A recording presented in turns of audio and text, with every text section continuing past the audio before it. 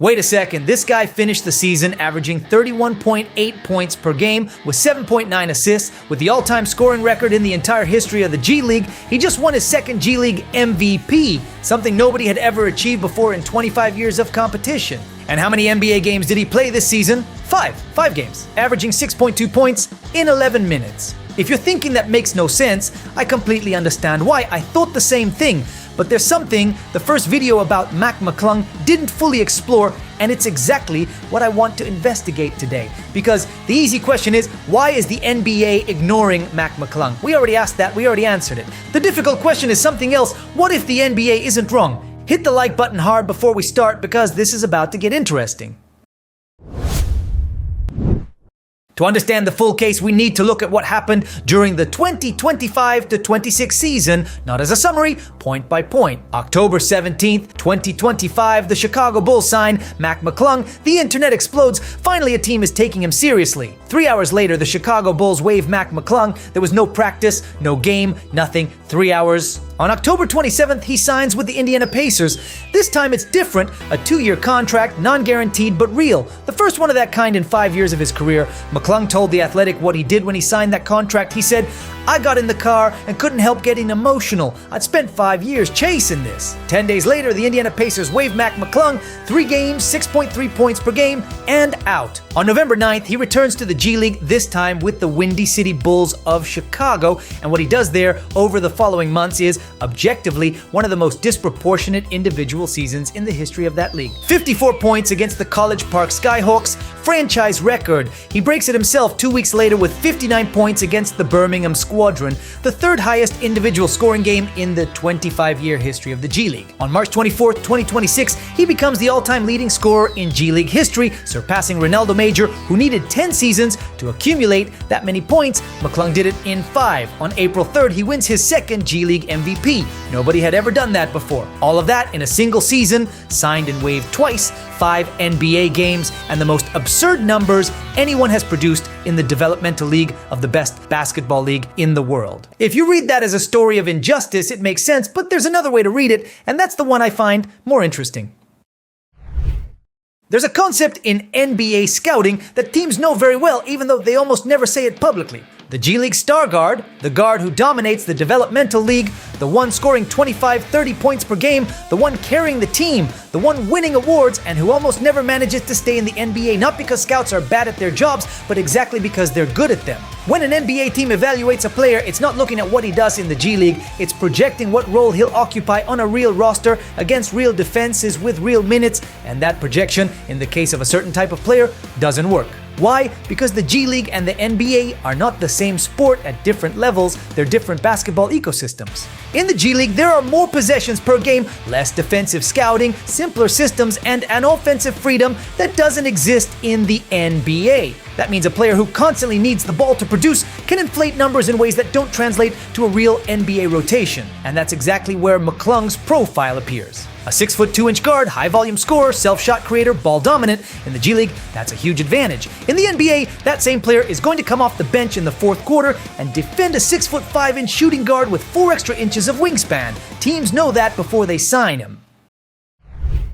If you're still not convinced, let's look at the historical numbers. The G League has existed for 25 years. During all that time, NBA teams have had direct access to the best players in that league, and yet the list of G League MVPs is narratively a graveyard of expectations. Frank Mason III, G League MVP in 2020, averaging 26.4 points per game with the best record in the entire league that year. He played 6 games with the Bucks that same season. Today, he's playing in Europe. Lorenzo Brown, G League MVP in 2018, 18.8 points, 8.9 assists per game. In his entire NBA career, he accumulated 77 games spread across 5 seasons and 4 different teams, an average of 15 games per year. Today, he's in Europe. Look at the full list and the pattern repeats itself over and over again. Players who did exactly what they were supposed to do, dominate the league, produce huge statistics, lead teams, and still they couldn't find a stable place in the NBA. The most famous exception is Pascal Siakam, G League Finals MVP MVP in 2017, later an NBA champion, 4-time All-Star, and a player chosen by the Indiana Pacers with a top-level contract. But Siakam stands out precisely because he's the exception, not the rule. And what separates Siakam from Mason, from Brown, and potentially from McClung isn't offensive talent. It's something completely different. To understand why Siakam worked and others didn't, you have to understand what an NBA team is really looking for when it calls someone up from the G League. It's not looking for the best scorer, it's looking for someone who can fulfill a specific role inside a system that already exists. A backup point guard in the modern NBA has to defend, shoot corner threes when he doesn't have the ball, organize the offense in lower pressure moments, and occupy as little space as possible in the offensive structure. Basically, be useful without being the protagonist. The problem with the G League star guard profile is that this player is built in the exact opposite way. His value depends on having the ball, being the playmaker, taking difficult shots. If you place him in a secondary role, he disappears. That's where the defensive filter appears, which is maybe the most brutal one of all. A 6'2" guard in the modern NBA is inevitably going to defend bigger players. 6'5" guards, 6'8" wings in the playoffs, those same players are going to hunt that mismatch actively game after game. Teams calculate that before signing him, and unless that undersized guard compensates with exceptional defense, anticipation, relentless ball pressure, the math doesn't work. Why did Fred VanVleet and Jose Alvarado work? VanVleet built his entire career as a defender first, scorer second. In the G League, he wasn't the high-volume guy who needed 30 possessions to produce. He was a low-usage guard who did whatever the team needed. When Toronto gave him real minutes, he didn't need to adjust his profile. He already was what the NBA wanted. Alvarado is an even more extreme case. The guy is 5 feet 10 inches. Physically, he's the smallest player in the league. And still, he spent years in real NBA rotations because his value doesn't depend on offensive volume. It depends on his defense, his steals, the pressure he creates. He's irreplaceable in what he does, and what he does doesn't require being the first option. McClung is not that type of player. McClung is Alvarado with the role inverted, explosive, offensively, questionable, defensively. And in the modern NBA, that order of priorities is exactly what teams are not looking for in an undersized guard. Let's go back to the Bulls episode to understand something most fans didn't know how to read correctly. On October 17th, Chicago signs McClung and waives him 3 hours later. The Bleacher Report clip went viral. The internet interpreted it as humiliation, as the cruelest joke in the universe. But in reality, it was an Exhibit 10 contract, a specific mechanism in the NBA system that works like this. The team signs the player, immediately waives him, and if the player stays with the G League affiliate for at least 60 days, he receives an $85,000 bonus. For the team, it's a way to secure the player's G League rights without using an NBA roster spot. For the player, it's money in his pocket for doing what he was already going to do anyway. It wasn't humiliation, it was an administrative procedure that Twitter decided to turn into drama. But the episode does reveal something important. Two-way contracts, which on paper seem like the perfect bridge between the G League and the NBA, are in practice designed for a very specific type of player. Teams use those contracts for three things: developing 19 or 20-year-old prospects, having role player specialists available for emergencies,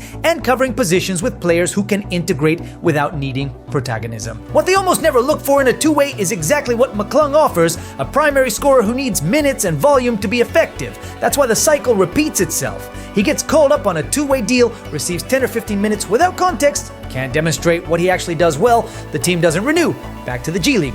It's not that teams don't value him, it's that the system is designed for a different type of player, and McClung, because of both his talent and his profile, doesn't fit that category. So what do we have? We have the all-time lead-in scorer in G League history. The only player in 25 years of that league to win 2 MVPs. The first player in NBA history to win the slam dunk contest 3 consecutive times. And someone who, in his entire NBA career, has played 11 games. 11 games in 5 years. The easy narrative is still injustice. And there's some truth to it. Because McClung can clearly play at a level that most NBA players never reach. But the more uncomfortable narrative, the one NBA teams will never tell you publicly, is that maybe the problem isn't McClung as a player, it's McClung as a profile. In the modern NBA, an undersized guard has to compensate for what he lacks physically with something the system can use without giving him the ball all the time. Elite defense, efficiency without volume, the ability to impact the game from a secondary role. And McClung, by design, is the opposite. He's a player who grows when he has responsibility, when he has the ball, when he can create. In the wrong context, that's not a flaw in attitude, it's a structural incompatibility. Does that mean he'll never find his place in the NBA? Not necessarily. Basketball changes. Roles change. A rebuilding team with a coach who understands how to use him with real minutes and real context could show something different. But until that happens, or until it doesn't, McClung will continue being what he is right now, the best player in the league he's in, and someone who still hasn't found his place in the league he wants to be in. That tension doesn't have a clean resolution. And maybe that's the most honest thing we can say about his case. 5 years chasing that contract, 10 days later back to the G League, and even so, he kept going until he broke the all-time record. I don't know if that's enough for him, but as a story, it's one of the most complex the NBA has right now. Subscribe if you still haven't, hit the like button hard if you made it this far, and I'll see you in the next one.